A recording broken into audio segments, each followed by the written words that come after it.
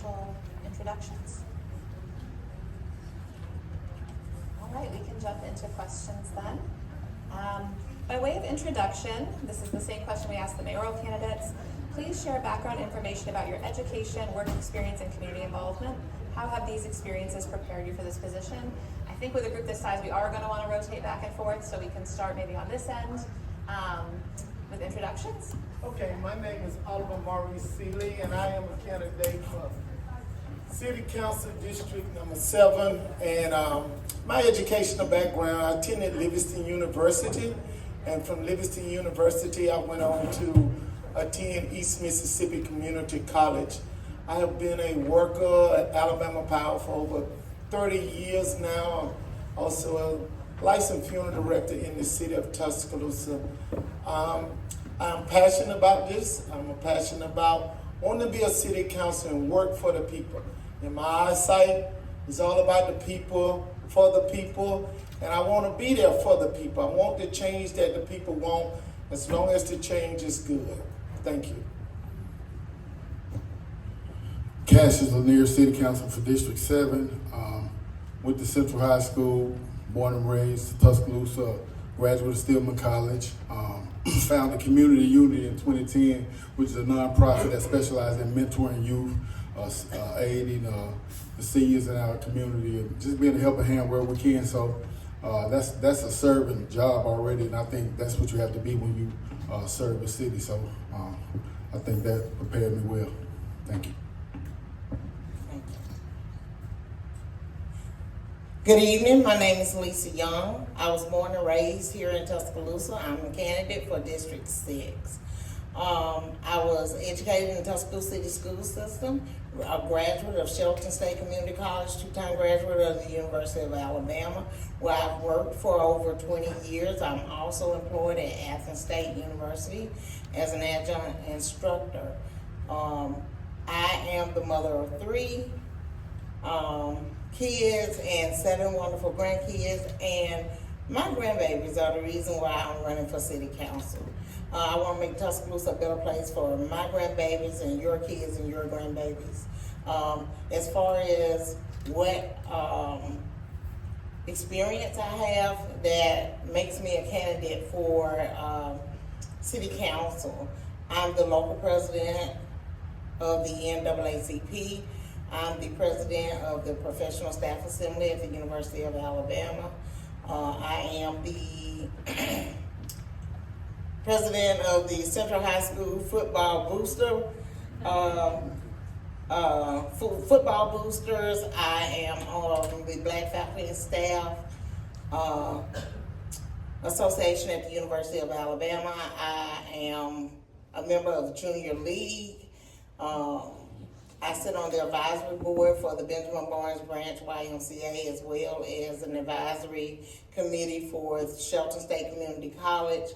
I am a proud member of Delta Sigma Theta Sorority Incorporated. I've had numerous roles in leadership, and I want to take that a bit further and serve the city of Tuscaloosa. Thank you. Good evening, good evening. My name is Eric Gaines, candidate for District 6. Been married 26 years, 5 kids, and each one of those kids has been a part of the Tuscaloosa City school system. So I have a vested interest in our city and the school system. I'm a local real estate agent, so the things that City Council does, zoning, later when we talk about affordable housing, economic development, these aren't things that I'll say I'm going to do. These are things I've been doing for the past 20 years. The last thing we want to talk about is public safety. Public safety in our city, we can't allow it to be business as usual. I'm also a licensed bail bondsman.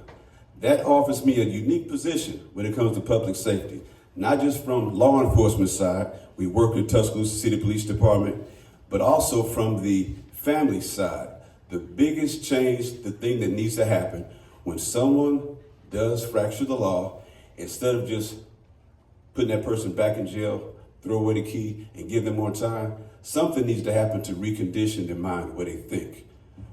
Thank you. Good evening, everybody. I'm Ashley Wheat, a candidate for District 2. And I am a wife of 15 years. I graduated from Central High School, graduated from Stillman College with a bachelor's in business, and went on to get an MBA from the University of Phoenix. For the last 6 years, I have been the executive director of a nonprofit here that promotes arts and also preserves local history. And I also started another nonprofit this past year that's a mentoring initiative for middle school girls. And mainly the reason that I'm running is because we need real active leadership in District 2. We need somebody who's active in the community and someone who will really stand up and fight for the resources that our community deserves. I'm Councilwoman Raven Howard. I'm a native of West Tuscaloosa, and I currently I'm serving my second term on the City Council for District 2.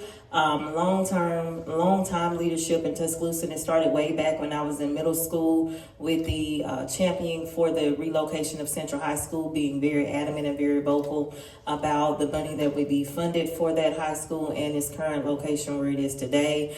Moving forward, I graduated from Central High School and the University of Alabama School of Social Work, and currently I work for 2 nonprofits. I'm fortunate enough to work with children and families in one aspect, and I also work with men and women that are transitioning into substance abuse facilities and helping them get on the road to recovery. My leadership in District 2 includes ending a 20-year battle to have Liberty Recycling removed from my community, which was a business that was wreaking havoc on my community, ending almost a 16-year battle to have the Benjamin Barnes YMCA rebuilt at its current location, which was a $11.3 million investment, and the revitalization of Carlton Park, which was a $1.8 million investment, just to name a few. I've also been very adamant about upgrading and taking care of the infrastructure needs of our community. I'm running for re-election because I've done a lot, but there is still more that I would like to do and see done in my community and as a leader. So, thank you. Good evening. My name is Dennis Collins. I'm running for City Council District 2 in Tuscaloosa. I've been living on the west side of Tuscaloosa all of my life. I attended Shelton State Community College, where I was the first black male cosmetologist in Tuscaloosa. I've been around the political arena. Some people here remember George Wallace and Walter Flowers running for office. I've been around since then. I started my political activist back then. I worked with Walter Flowers and Joe Malachelle when the Democratic headquarters at Joe Malachelle service station. I helped got mayors elected, city councils elected, county commissioners, county probate judges, state senators. I've been around a long time around this segment of my life. I've been around political figures all of my life. I know the ins and outs about most of the political things that go on in this town. I'm a father of 1. I have 3 grands, and 3 lovely great granddaughters. And I'm doing this for them. They need to be safer in this town. I want to run for this office. There's some things there's a lot been done, but there's a whole lot of other things that are left over. I want to make sure that my district get the same treatment that other districts get. The same treatment other districts get. I live in a dual district. I live in a west side district and an east side district, and they don't look the same. And I want to make sure that my district get the same amount of money and treatment that other districts have. So, and I'm an advocate, a big advocate. When I say big, against gun violence. Gun violence is one of the #1 problems, I think, in my district and all over Tuscaloosa. The policemen are doing a wonderful job, but it takes a community. It takes more than just the police to do this. We can help out. So, I stand on the corner of 15th Street and MLK every so often, very often, holding up a sign on my own, stop the gun violence. And this is something we really need to get into. And by stopping, one way of stopping crime in western Tuscaloosa anywhere else, if we clean up our area, if you clean up your area, you take pride in it. If you take pride in something, you're gonna take care of it. You do that, then crime will go down. Then you can recruit businesses. Businesses don't want to come to a place where it's high crime area. Number one, they send investigators. They read the newspapers. If they live in Washington D.C. or Tacoma, Washington, they want to come here. They investigate the town. They investigate the area. If it's not feasible for them, they're not coming. Our District 2 has been stagnated with little or no recruitment of business. We got 2 that just went out of business. One burned down, the other one went out of business. Even though they're not in my district, my people frequent at these places. Thank you.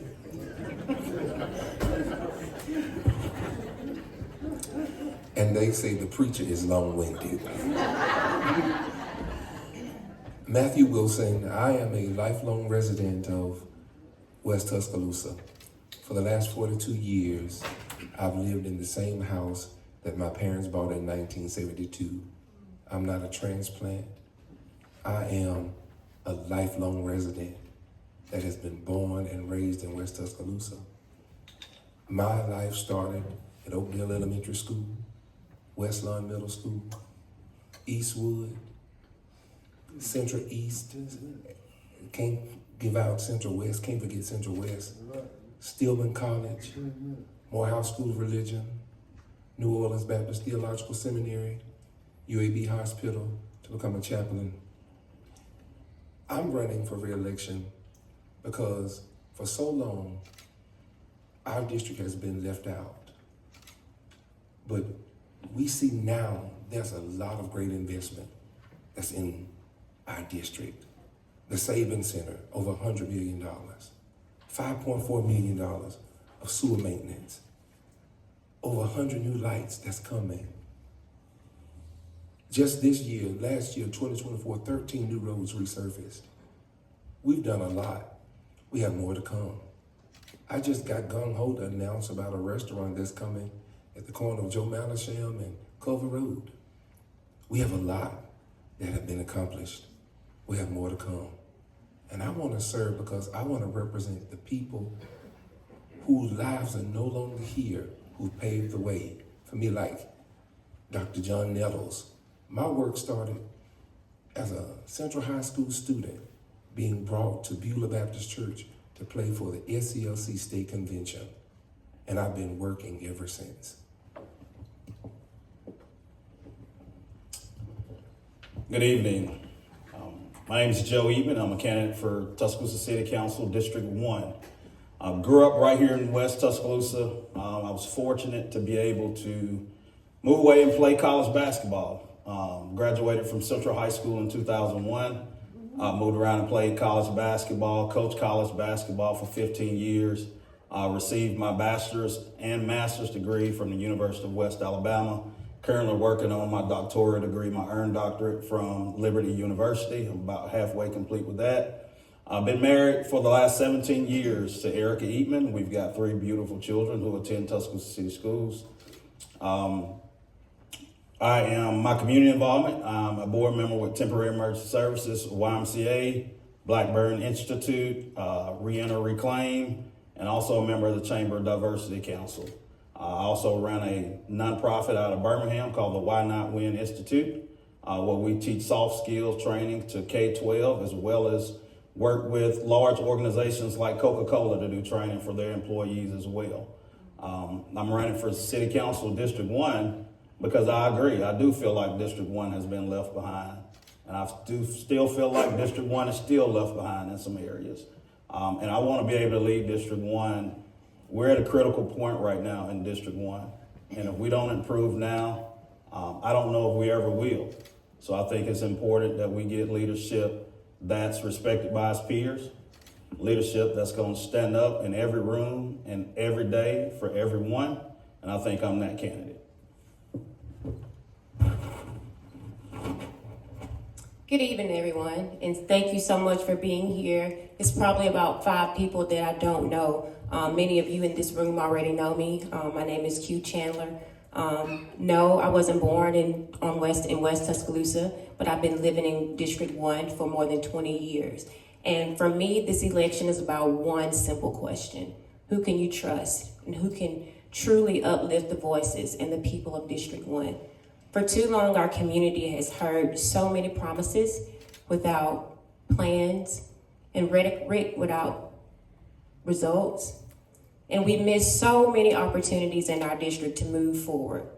Workforce development programs that could develop good paying jobs have not really materialized. And partnerships that can increase and improve our education and our healthcare access have been neglected. And y'all, when leadership does not engage the community disengages. And so what happens? Progress stalls.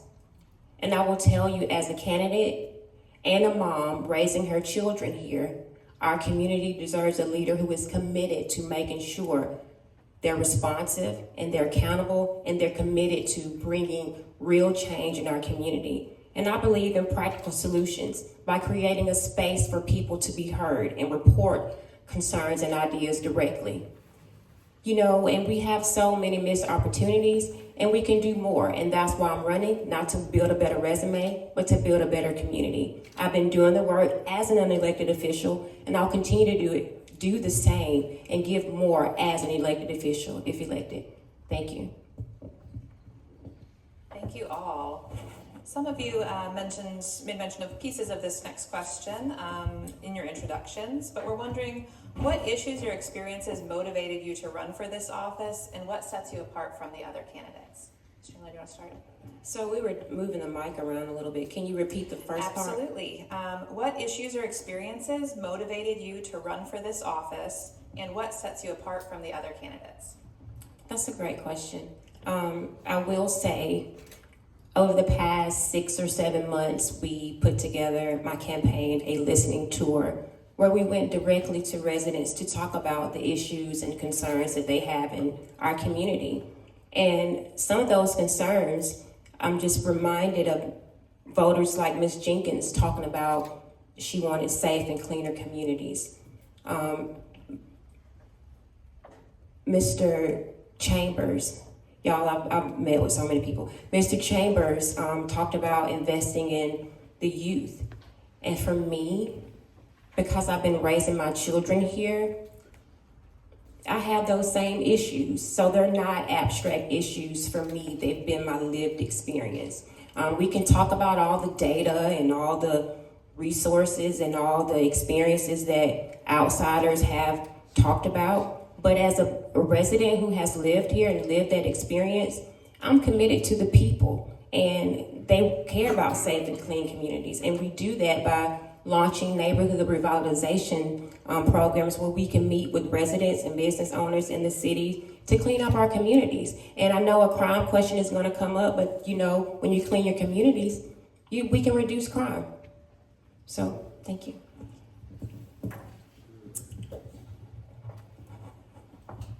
Well, I got 4 things I'm gonna talk about, and hopefully I can get it in before the timekeeper raises the bell. But you know, I think a critical issue right now, and we're gonna talk about crime in our community. But I think that's the number 1 issue. I think crime and education are the top 2 on the list. And I know we're not the school board, but the city council does work with the school board to improve education. And when you talk about issues in education, I think there's issues that I think a lot of times people look at test scores, just test scores. But test scores aren't the only indicator of success in our education system. You know, we've got to look at funding. We got to look at our growing Hispanic population in our schools. We got to look at attendance at our schools. We've got to look at all those things and make sure we're addressing the underlying issues when we talk about education and crime. You know, it's a proven fact that when education increases, crime goes down in communities. So I think those 2 issues go hand in hand. You know, I think another big issue, and I've also been listening to my constituents in my district, and something they want to see is residential, commercial, and economic development in our district. They say they want grocery stores. They say they want sit-down restaurants. Those are things that people in our district are asking for, and I think those are things that are tangible and can happen in our district if we lay the groundwork with the infrastructure that we need in our district to make that happen. And I think the 4th thing I want to talk about is community engagement. I think a lot of times our community is left out of conversation. I think there are resources out there for our communities that the information isn't getting to our communities. And part of the reason I'm running is to be that bridge between that resource and our community and make sure those necessary resources get to our community. Thank you. I too have been on a listening tour with our community. I've heard persons say we want safer and cleaner communities. Just this past Saturday, we found out that people are illegally dumping their trash in District 1 and bringing their trash from another part of the town. Just recently, just today, we have put up cameras and were able to catch the people who were illegally dumping within our community. Because persons say that District 1 is trashy or that people want it clean. A lot of those that are illegally dumping within District 1 are not from District 1. I posted it on my Facebook page, not to call out one particular district, but the person was from the 06 district. That trash was brought from the 06 zip code to pass the landfill and brought all the way to District 1. District 1 is not trashy. I spoke to the individual and told them that please do not throw your trash in our district. As it relates to youth programs, we have many young adult youth programs within our schools. I am fortunate to work with Central Elementary School every Wednesday, reading allies at least 2 times a week. And when you sit down with those young children and you listen to their stories, what you find out is they're missing that social emotional listening opportunity from adults. As it relates to education, I'm grateful that the school system, we give $7.5 million a year that the mayor has even already told us. We support schools. I've been on the school board and I'm grateful for the investment of our children. And if reelected, I'm going to continue that. When people talk about the need for grocery stores and residential economic growth, it is on the way. I believe that District 1 is at a right point, not at a downward turn. Thank you. I'm running for District 2 City Council in Tuscaloosa. I've lived, like I said, in Western Tuscaloosa all of my life. I have been from door to door, street to street. I know every crook and turn in Western Tuscaloosa. There are blighting. I've heard people say they tore down so many houses, but I don't see the lots. And if they have, why not anything on it? I mean, we've got to be held accountable for what we say we do. And I've seen like Liberty is still down there. Liberty, I haven't seen it move. I've seen it push back. I mean, we just got to do things that we say we're gonna do, and I'm the man for that. First of all, I'm gonna be committed. I'm gonna be community first. I'm gonna take care of the community first. Then I'm gonna be community committed. And I'm running for city district. I'm running for city council district 2 because I enjoy people. I enjoy working with people. I've been working with people a while. And I think I can communicate with people a lot better than most people can. And for this, we can get things done. Together, we can make District 2 bring District 2 back to par. And this is one reason I'm running for city council in District 2. Thank you. So, a few reasons that I'm running for city council, I'm running for re-election, is because I have a heart for my community, and I was raised with a heart of public service. My father was a council member in District 1, so I grew up around politics. All of the accomplishments that I've accomplished on my list so far were not my own concerns, but they were the concerns of the community when I first got elected, either 8 years ago or 4 years ago. And I'm proud that I've been able to bring those accomplishments into fruition. For instance, the battle with Liberty Recycling, that part of the business that was a nuisance for my community, that was literally wreaking havoc on my community.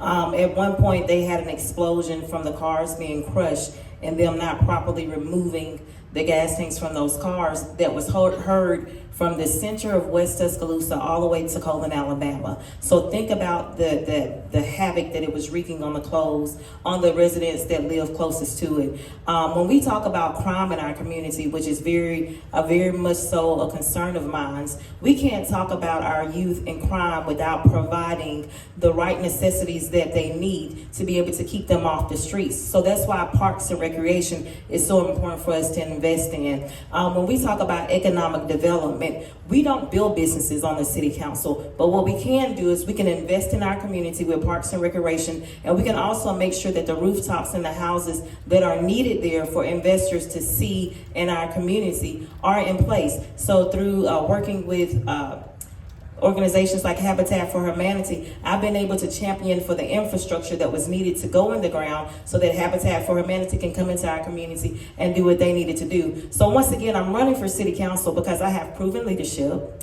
I have a heart for the community, and this is what I've been doing even before I was councilwoman way back in 99, 2000. Thank you.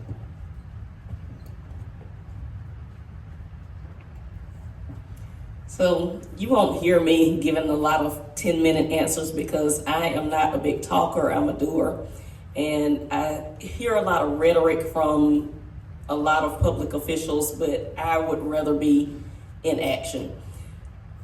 We have a lot of crime in Tuscaloosa right now, violent crime that needs to be really addressed. And we have these shootings that happen on a regular basis now. And the most we really hear from our leaders is doing a stop the violence rally or something like that for one day, and then you go back to your hole and don't think about it anymore. But what I'm doing is trying to address these problems on a real ground level. So I have a mentoring initiative that I started last year, and in that initiative we teach children things like conflict resolution, and we also teach entrepreneurship. So we're trying to give our young people something positive to do in order to give them a different route to go down so they don't even have to go down that path of violent crime. And also, I have started another initiative to address affordable housing in Tuscaloosa. Right now, we have over 2,000 people in Tuscaloosa that have vouchers for Section 8, but we don't have any housing to put them in. And that's because there's a lot of stigma around renting your house out for Section 8. But I have a plan right now, instead of knocking down some of these dilapidated houses that we have, and instead of just knocking them down, have the city to invest some money in those houses and list them on Section 8 to create more affordable housing. Prior to me being a real estate agent, I was a mortgage banker with Bank of America. I also worked at the local bank here, the Bank of Tuscaloosa. That's important because we were able to partner with the city. I think Ms. Dora Drake was over the program. That was the Tuscaloosa Down Payment Assistance. That program, we were able to provide a lot of people that had the credit scores, had the income to afford a house, but just didn't have the down payment. Affordable housing is very important. Right now, prices are astronomical. Unless you qualify for at least $250,000 or $300,000, it's a real challenge to find a house that's move-in ready. One of the things we could do, another solution might be the city owns property. I think University Manor, when we purchase a property like that because it's dilapidated or a public nuisance, let's turn that over or work with a local developer to put some affordable housing there. That helps increase our tax base because part of the city's revenue, I think over 50% of it is tax revenue. Also by increasing our tax base, now part of those funds, like mentioned earlier, goes towards education, okay? One other thing I want to talk about real quick, economic development. Economic development, again, that's something I'm already doing. My friend Davey Bishop had his heating and cooling business that he ran in his kitchen and his garage. We were able to work with him so that he could secure a property here. The unique thing about that, we were also able to help two of his employees. Another Another example of economic development, local economic development, we were able to help Mr. David Grant secure his property where Ketchitace is. Thank you.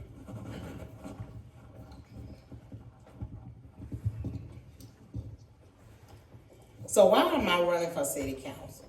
The answer is simple: broken promises, lack of economic development, eroding infrastructure, all the things that we don't want to see in our district. District 6 looks better than some districts, but I think District 6 can look a whole lot better.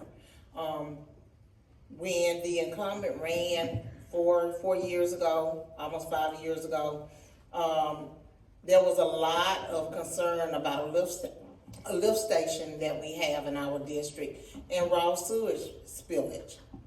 It's still happening today.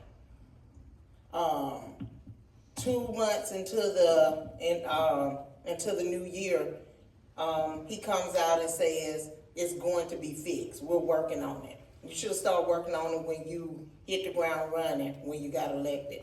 That's what I plan to do. I want to build my district up to look the way the 06 does. I want better economic opportunities, but when we talk about economic opportunities, we have to look at our infrastructure. We have to look at things like crime. Those are the things that have to be addressed on the front end, not on the back end, because you're not going to get anybody to come into your district. You're not going to get houses built and people want to live there when you have all these other issues that have not been addressed. So when someone says that this is what they want, these are the things that need to be done on the front end. Thank you.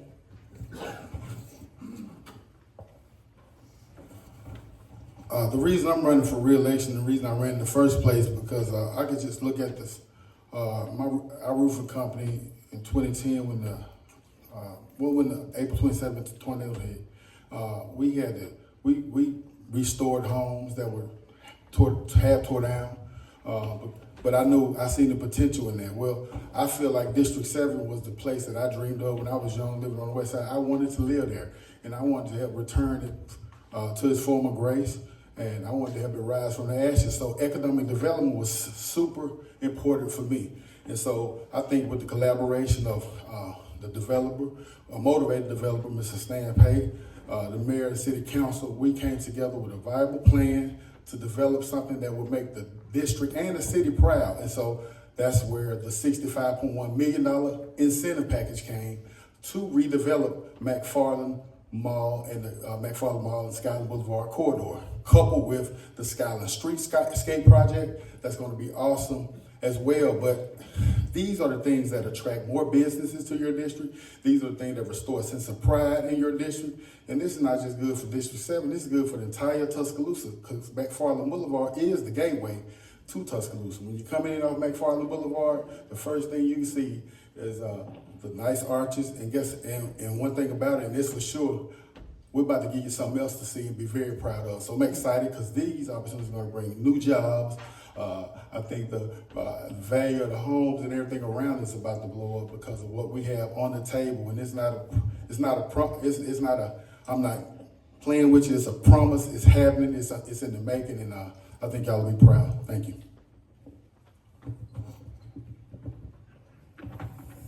So why am I running for District 7 City Council? I'm running for District 7 City Council because I want to know why is the decline in District 7.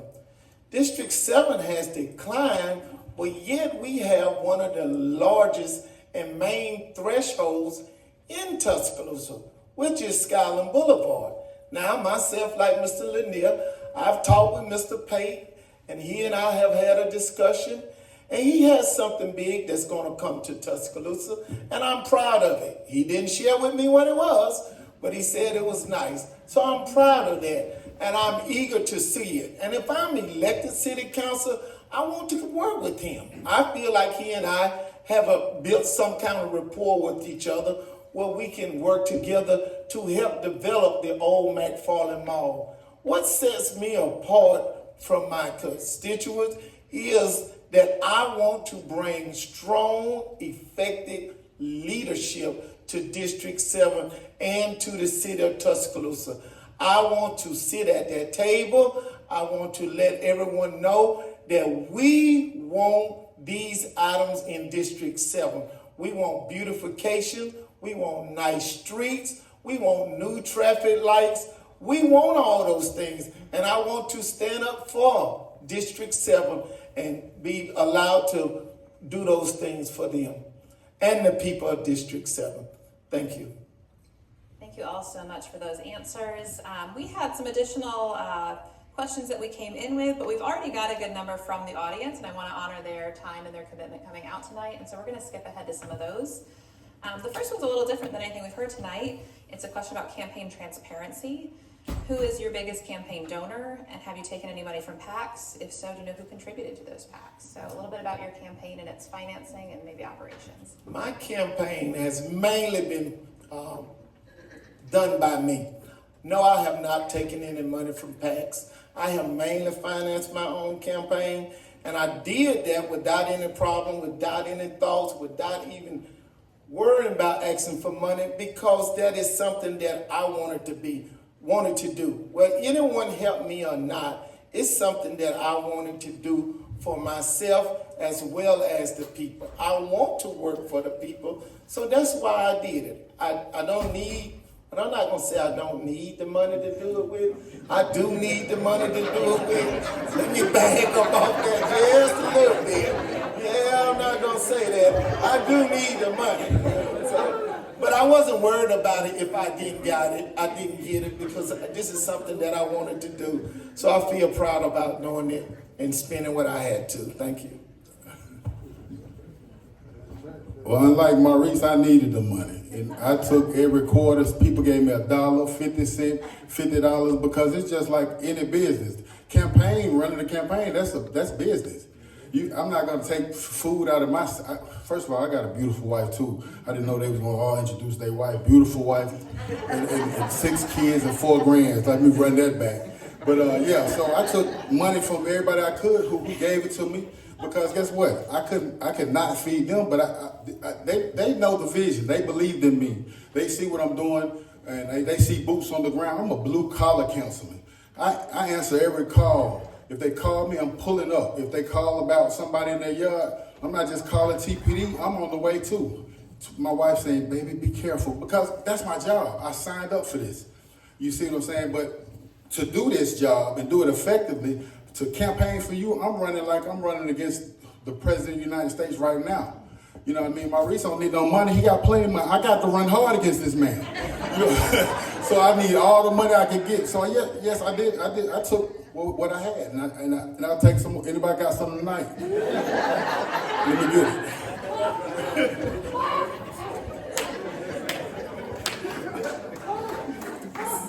So, piggybacking off that, I am accepting campaign contributions tonight, but primarily I've had small donors, individuals giving me money, and then I've invested into my campaign as well. I filed my campaign finance reports. You can go on the Secretary of State website and you can see who my donors are. Thank you. For the most part, my campaign has been funded by me, myself, and I.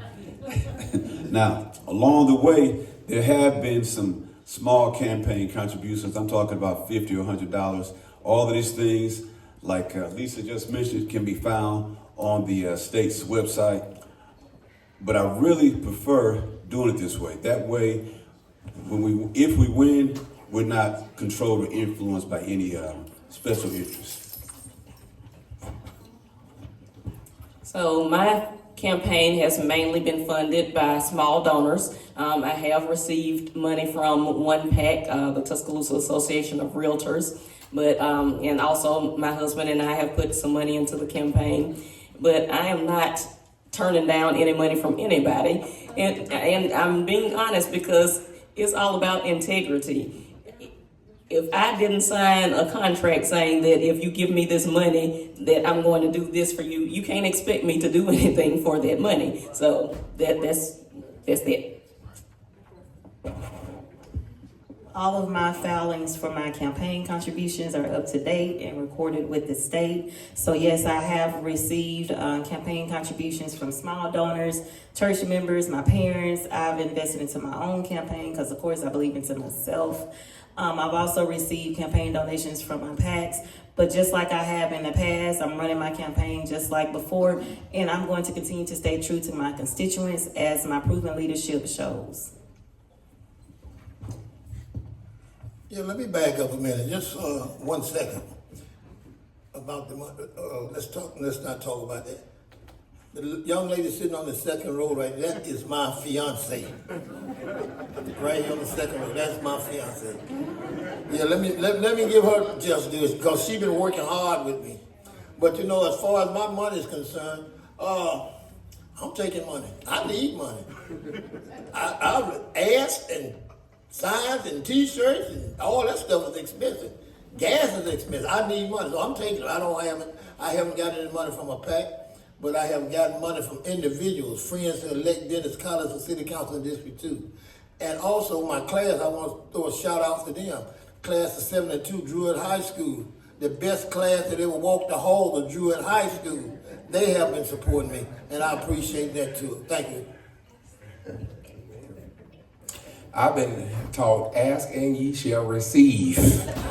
And I have been asking and I have received. All of my campaign contributions are also filed on the Secretary of State's website, where each of you can view them. I'm grateful for each and every person that has given, whether it is a PAC, whether individual. I've given to my own self, as I've done in the past. The first time I ran, I funded 90% of my own campaign with resources from my mother's death and inheritance. I'm grateful for each and every person that sees the vision and where District 1 is headed in the positive direction, because I have been that change that they can trust, and I believe that we are building bridges to the future, and we're going to continue to move forward with our district. Thank you. Well, just like everyone else, yes, I am accepting campaign donations, and I have accepted campaign donations from PACs. A lot of my money has come from individuals, though. Even some of my larger donations have come from people that I've been able to build lifelong relationships with. But one thing about me, and I tell people this, I'm always led. I'm not led by special interests. I'm not led by money. I'm led by my core values. And that's always going to be my character, my integrity, and my accountability, the way I hold myself accountable. So that's kind of what I'm led by when it comes to PAC money. You know, and especially when you're running against an incumbent, you know, you do have a lot of people that do want to see change in the district who may not want their name. They may give the money to the PAC to help fund the campaign. So there are things that that people want to see change in our district that they honestly just may not want to ruffle feathers. And they'll find alternate ways to give money. But that's how we run our campaign. And one thing about it, again, you know, my core values are always going to lead any decision. You know, the people of District 1 are always going to come first with any decision I make. And I'll never, ever do anything to hurt the people of my district, no matter what decision.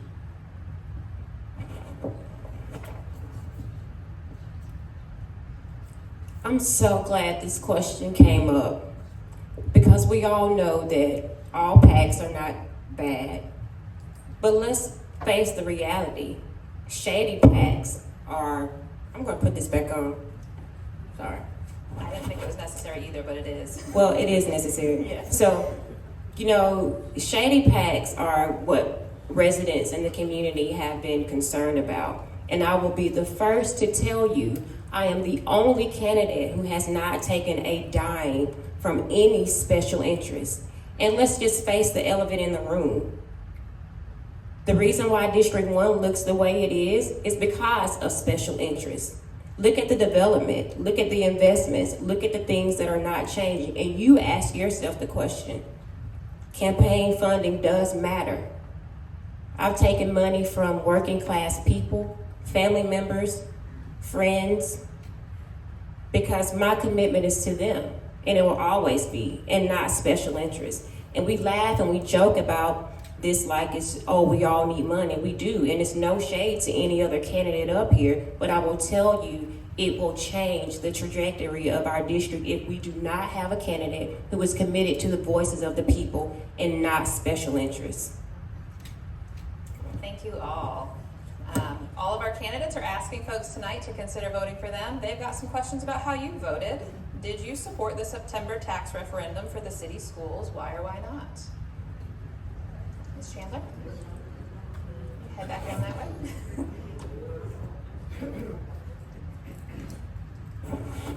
That's the last part of that question. Did you support the September tax referendum that would have funded city schools? Why or why not? I absolutely believe in education. My children are going to the same schools in District 1 as my community, so I believe in education. You know, I know how hard it is to make sure my children have a decent education, funded by qualified teachers. And so we know in order to keep our community safe, reduce crime, have support with teachers, we need the funding. So to make that answer short, I believe in education. I did support the tax. Do I believe there are other ways that we can improve our education system? Absolutely. We do know that this is going to come back up, and it's important that we do a better job in making sure we fund education. Whatever strategies that other schools are using to make sure their school systems are performing, we need to use those same strategies. So we think about funding, but we need to also think about other ways to help struggling schools. You know, we have a student achievement gap throughout our Western cluster schools, so how can we partner with individuals to help with those gaps? So it's so many different layers to funding education, supporting families, and supporting these schools. It's not just a one fixed question.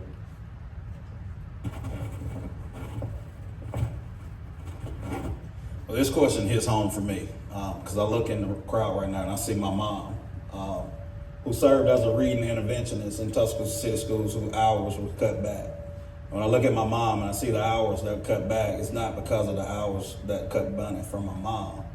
It's those kids that she was helping every day. Those kids who saw gains in reading. And those are things that the school tax would have supported. So yes, I did. I'm not going to dance around the question. I'm going to answer it. Yes, I did support the school tax. And I support funding their education. I also support the mayor's plans to fix the SSUT bill that costing our school system about $5 million per year. I also support getting with local developers and other people in town and getting them to help support education. I support education, and I always stand with education because education is the foundation of any community. If you look at thriving school systems like Auburn, they fund education.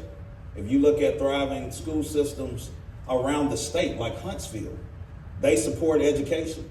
You know, I was talking to Dr. Sutton last week about education. They built 380 homes in the city of Huntsville 6 months ago, and every last one of them was sold before they got to market.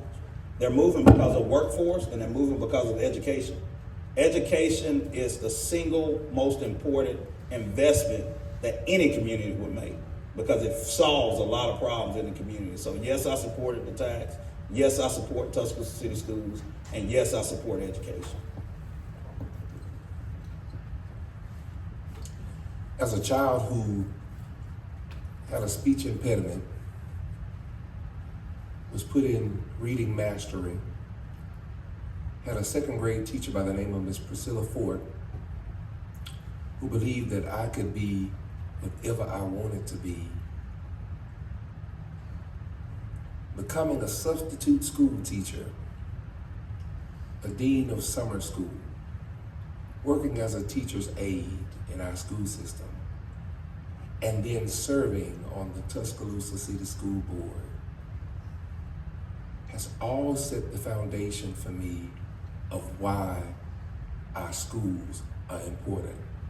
I too agree that it takes a village to raise a child. It takes all of us. It takes businesses. It takes leaders. It takes families. It takes all of us. And therefore, when I casted my vote was yes for the school tax.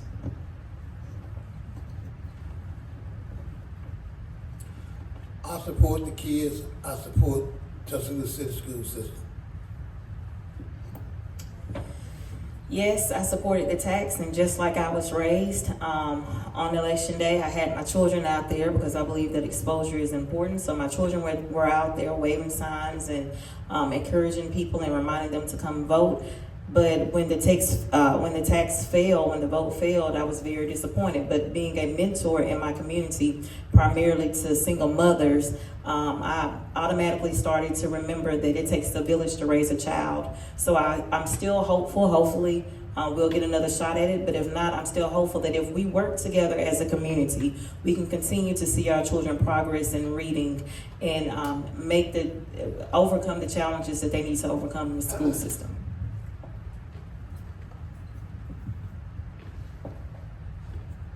So I absolutely voted yes. I was actually on the task force with the school board when they were trying to get the word out about it. So I was able to look at the numbers, and the numbers don't lie. We need the tax increase. Right now, we are among the lowest we have one of the lowest rates of taxes in the states that go towards the school system. So it's a necessity. And right now, we have, like I said before, I run 2 nonprofits, and they both work within the school system.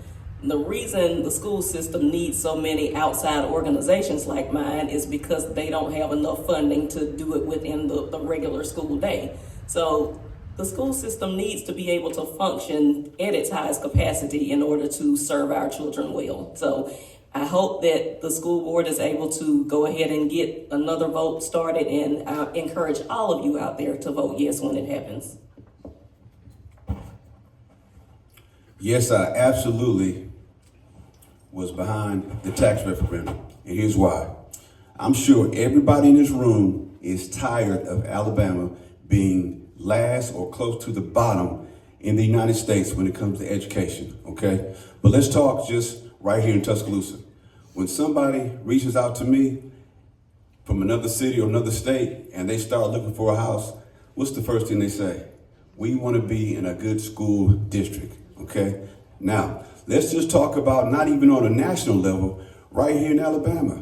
We're looking at Huntsville, Vestavia Hills, better test scores, lower crime is one simple reason. They are better funded. We can do that right here in Tuscaloosa, okay? Let's not let Auburn beat us in education.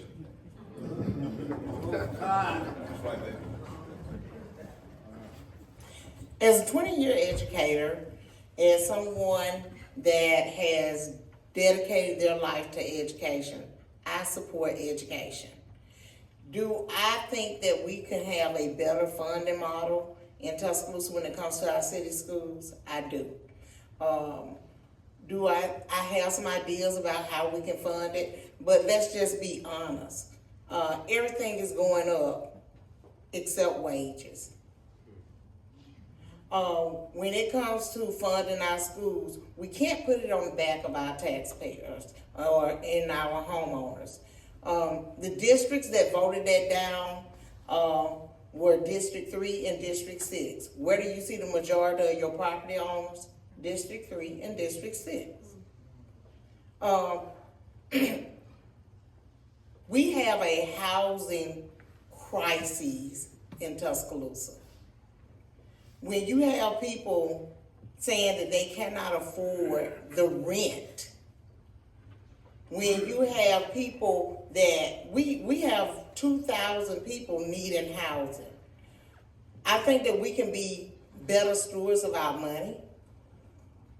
And I think that we need to find a better way to fund our education.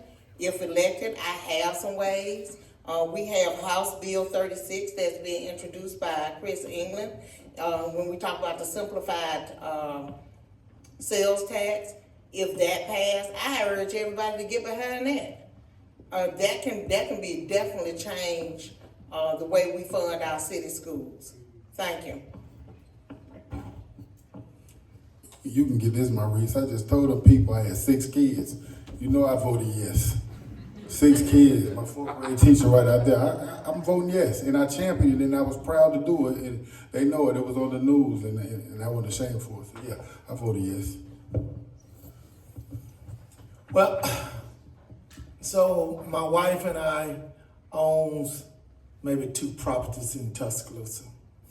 And I received some phone calls from individuals because if you're a rental property owner, people call you. And they was like, if you vote for the taxes, your rental property is gonna go up. And I heard what they had to say. But then I thought in 1972, I entered elementary school. And my elementary teacher was my mother. And she taught 1st grade for 30 years at a school in Alabama. And my daddy taught history at the local high school. So I thought, and then I thought again, and I thought about how my parents struggle receiving one salary once a month. And I thought about all the things that we had to do to survive. And then it became an easy vote for me. And like all the other constituents that's sitting up here at the table, if you're gonna talk about education, then you have to support it. It is a must. And if we're gonna talk about saving our children from the streets, and it starts with education, it is a must that we do it. So my vote for it was yes, and I stand behind it, and I'm proud of it. Thank you. Thank you all. We received a question that was specific to District 1, so I'll ask the question for those folks to be able to answer, but almost everybody has referenced crime in the city, and so I also want to hear from the other candidates about issues in your district, issues in the city, and how you could contribute on the council to improving crime rates in the city. For District 1, the question was, there is a particular area that is known for multiple homicides in District 1. What do you propose for this public safety issue? So hopefully you all perhaps know what area they're talking about or could address that. So their question is specifically for like an area within District 1, but then all candidates, I'd love for you to have the opportunity to address crime broadly for 2 minutes. That's not a lot, I know. 40 cents out of every dollar goes to public safety within our district, in the city, excuse me. I've been recently talking to our police chief, our deputy chief, and the mayor about ways to enhance our patrol, potentially putting shot spotter up. Currently, we are working with stratified policing. We're working to ensure that the public is safe. What ShotSpotter does though, ShotSpotter is able to, as soon as there's a shot, it's able to pick up immediately almost. What we're working toward is intervention. Intervention is great with what we're trying to do. We've talked about the drone unit that we have. However, what I believe that we're going to have to decrease the crime within our community is that we got to have the village mentality. The police can only give intervention. The prevention that we need within our community starts with us. It starts within us. It starts with us making sure that we care for one another, that we treat each other as the other and not as an op, but as a brother and a sister. And until we get to that, we can have as many interventions as we would like. But until we get to that golden rule, treat somebody as you would want somebody to treat you, we will still be asking this question 20 years later. And I'm assuming with the question, they're talking about the Creekwood Village area. And that's kind of been a hot spot in District 1 for a while. And I think in order to address crime, one, you got to address the underlying issue of poverty in our community. If you walk through Creekwood Village right now, it's like a third world country. It really is. I mean, you see drugs, you see guns, you see poverty at its highest level that you shouldn't see here in the city of Tuscaloosa.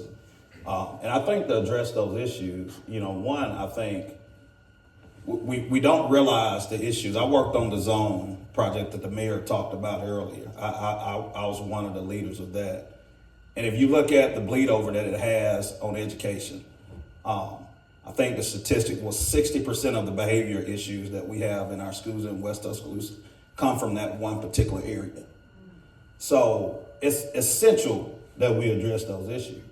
One thing I'd like to see and that I would look at, the city currently has 2 social workers that work for the TPD that has a caseload of about 60 each. I'd like to see that expanded. I'd like to see case managers added to those social workers with TPD to address those issues. Because how many times have you seen an incident, a violent crime happen, and that's that person's first interaction with law enforcement? I can't think of any.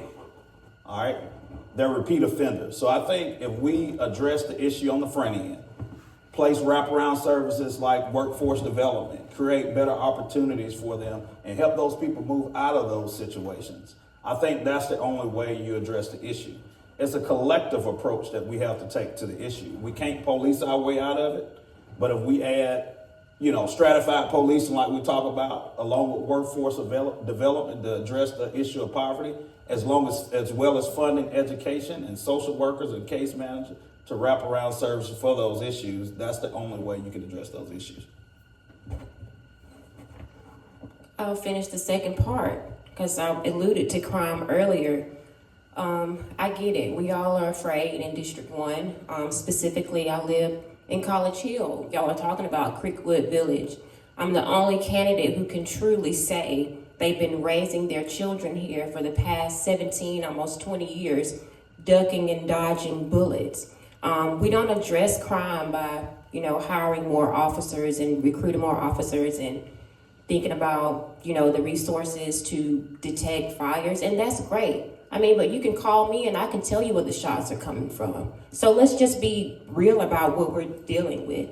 We're not creating the space for residents to talk about the violence and the crime and the areas that need to be addressed. So when we create a space that allows the community to feel like the police officers and law enforcement are partners rather than enforcers, the community will work with officers, and the city can do a better job by creating that space, not only just policing, but incorporating the police into community activities, increasing patrol in those areas. So there's so many different layers when it comes to addressing crime. We know that there has been a stigma placed on our community with the police. But how do we fight that stigma? Again, we build the relationships. Also, we can change crime by investing in the youth. Creating workforce programs that will help these children get the skills to be successful adults. And when we pour into them, it will deter the crime and they'll stop getting in trouble. I'm tired of us talking about crime. We need a plan, and I have a plan. And I've been doing the work for more than 20 years. Would our candidates in other districts like to address crime also? Is that of interest? Okay. Just broadly. Yes, we're talking about crime. One candidate mentioned this, shot spotter, which is a good thing. But the only thing wrong about that's just like, it didn't happen then. We're going to do something to prevent it. The shots have already been fired. That's just like somebody shoot somebody and calling the police. Okay, Now what I recommend is the gun buyback. It was told to me that it didn't work, but then it was also told me it did work. It told me it didn't work for one reason, that people were buying guns that didn't work. Why buy them? I mean, why buy them? Buy the guns that does work. Build a budget up where you can pay people for their guns. Number two, boots on the ground. Do like we did in the 60s. We did things in the 60s. We hit the streets. We hit the streets. We walked, we marched, and things happen. Oh, what a difference they make. If we do this more often, and stop being afraid. God got everything. You know, I don't even own a gun. I own a Bible. And you know, we just got to, and another thing, everybody talk about gun violence. They talk about it, and talk and talk and talk, but those things never leave the walls. We got to hit the streets and show our support against gun violence. Thank you. I definitely addressed this issue.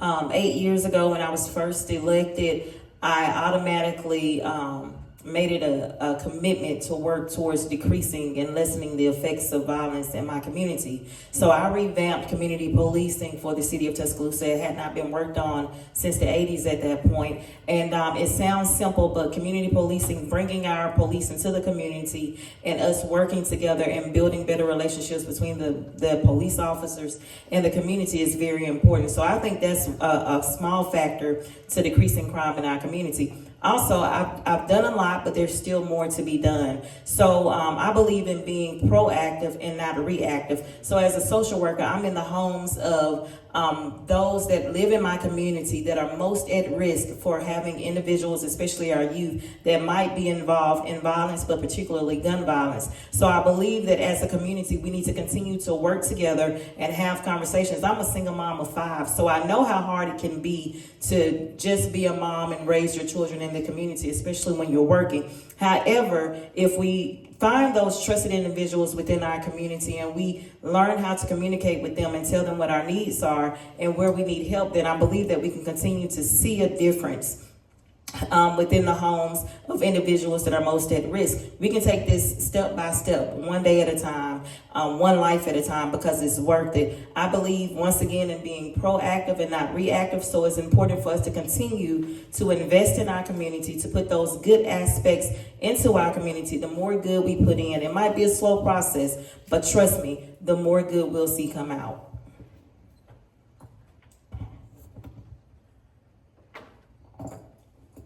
So Councilman Wilson mentioned earlier that 40 cents out of every dollar goes to law enforcement here in Tuscaloosa.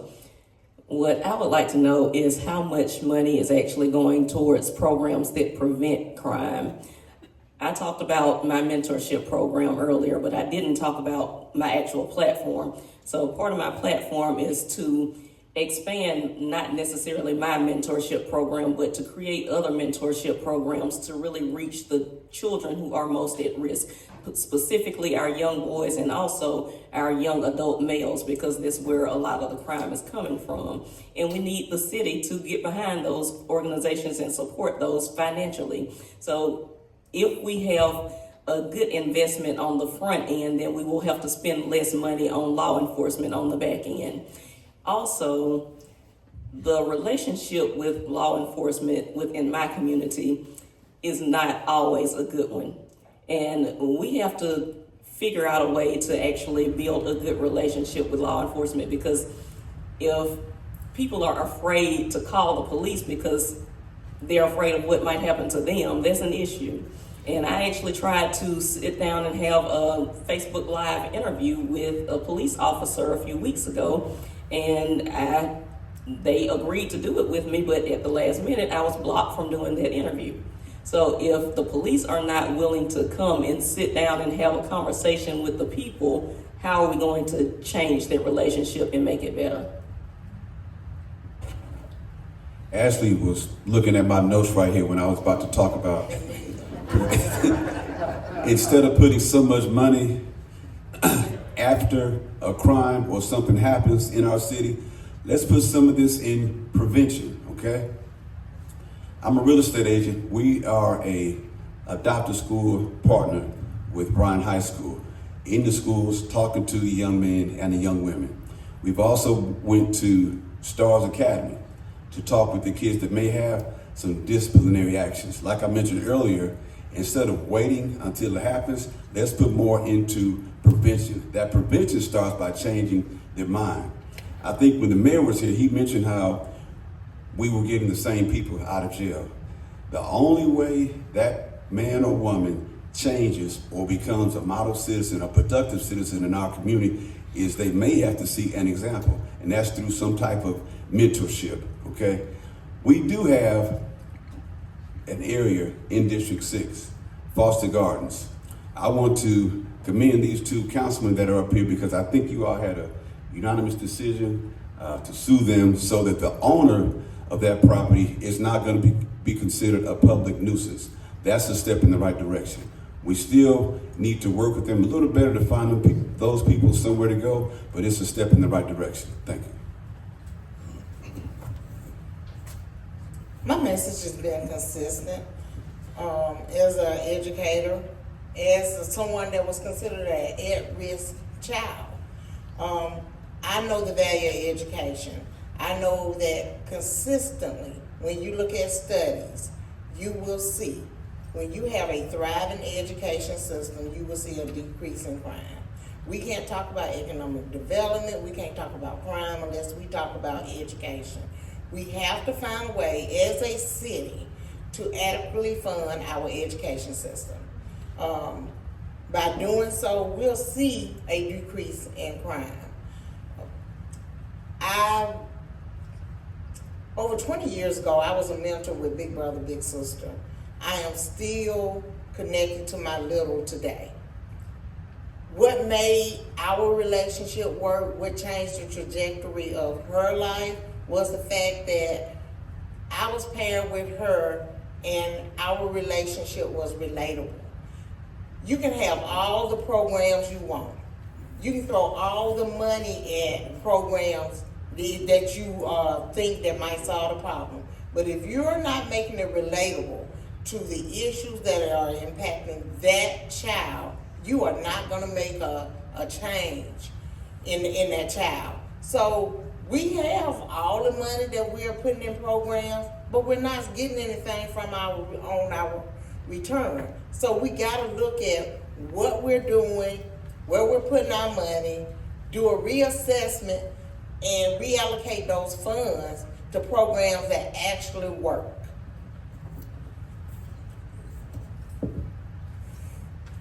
I agree with Ms. Young on a lot. When you have to be relatable when it comes to that, but I hear a lot of different ideas on this table, and we talking about different organizations. Just imagine if we were one big organization, right?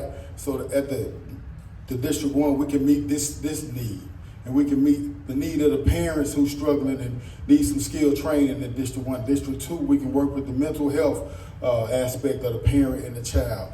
District 3, anger management, conflict resolution. You see what I'm saying? See, all of us, each joint supply the body, but all of us can supply this body up here. And we don't need to do it individually because collectively we better. And like she said, it's a lot of kids that's not gonna listen to you because they can't relate to you. I have a particular set of skills that gives me the advantage in certain areas when it comes to at-risk youth. You know what I mean? And that's why I don't hide my story. I went on a world tour telling my story. So you can't tell me nothing about me that I don't know. I've already set that version of me out. But we got to realize this. We also push for change, right, in individuals. So when you see an individual like me that came from the wrong side of the tracks, and now you sitting up here seeing me lead a district in the city, got my degree, married to a beautiful woman, take care of my family, my kids got degrees. That's an element of change. This is a story of change, right? And so that we sell that to these kids, and we use all these ideas and we collaborate as one. Like Ashley said something about all these nonprofits. Imagine us getting together, making one big help center for a wraparound service, because we can't reprogram. We have to deprogram these children, then reprogram them, and then send them back into a bad situation. But if all of us was here, somebody helping the mom, somebody helping the dad, somebody putting food on the table by giving them a sustainable income, then we help address that problem. Because if you're hungry, you'll get desperate and you'll do anything. Thank you.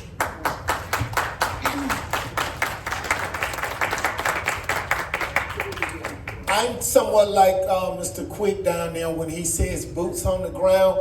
I believe in the people themselves taking control of their neighborhood. You, as the individual, should not allow someone else to come in your neighborhood and take over.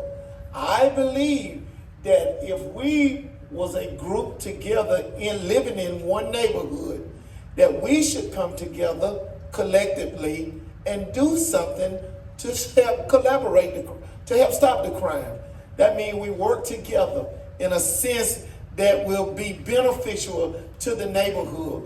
Whether that means getting extra cameras in that neighborhood, having a watch person, or watch people, I should say, two going out of time, standing on the front porch, having a light out there. It's just small things that we can do that when you live in your neighborhood that you can do that help to combat the crime. So I'm a believer in people taking control of their neighborhood and owning their neighborhood themselves. Thank you all for those great responses. We advertise an 8:30 end time for this event, and we are now at 8:37, so I do want to conclude the event if everyone will join me in thanking our city council candidates. We did have questions that remain, so if folks have time and want to hang back to answer a few questions, that's great. If not, I'm sure these folks would respond via social media inquiries, emails, phone calls. Candidates are very responsive people. So thank you again to our candidates for their participation and to the audience for spending your evening with us. If you're not already following the League of Women Voters, we are on Facebook and Instagram. Our local league information can also be found on our website, lwvtuscaloosa.org. And the League of Women Voters nationally also sponsors vote411.org, which voters can use to learn more about candidates in local, state, and federal elections. We encourage voters to be informed, and we'd welcome folks invested in civic engagement to join us in the League of Women Voters. Thank you all so much, and good night.